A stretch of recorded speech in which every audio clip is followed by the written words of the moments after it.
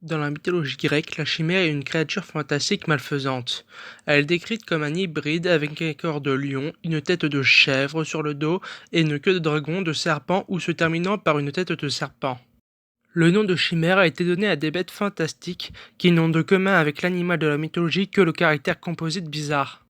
La chimère est généralement considérée comme étant de sexe féminin, malgré la crinière qui orne sa tête de lion sur les représentations. Voir la chimère était présage de tempêtes, de naufrages et de catastrophes naturelles, notamment volcaniques.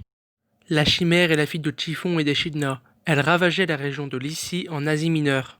Quand le héros Bellérophon reçut du roi Iobaté l'ordre de la tuer, il y parvint en chevauchant le cheval ailé Pégase.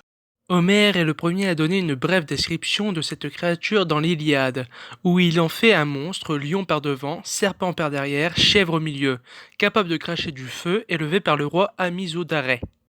Hésiode fait de la chimère la fille de Typhon et d'Échidna, ou de l'hydre de Lerne. Cependant, contrairement à Homère, il la voit comme un monstre à trois têtes, l'une de lion, l'autre de chèvre, la tierce de serpent. Le point commun de ces deux descriptions est que la chimère est capable de cracher du feu. Quant à Apollodoré, il reprend les deux descriptions. Selon lui, elle avait le corps d'un lion, la queue d'un dragon et trois têtes. Celle du milieu, c'était une tête de chèvre. Elle vomissait du feu et dévastait le pays en harcelant le bétail, car elle était un être unique avec la puissance des trois bêtes. Elle aurait été élevée par le roi Amisodaré et ses parents sont Typhon et Échidna. Voilà, c'est la fin de la vidéo sur la chimère. J'espère qu'elle vous aura plu. N'hésitez pas à vous abonner, à mettre un j'aime, à la partager.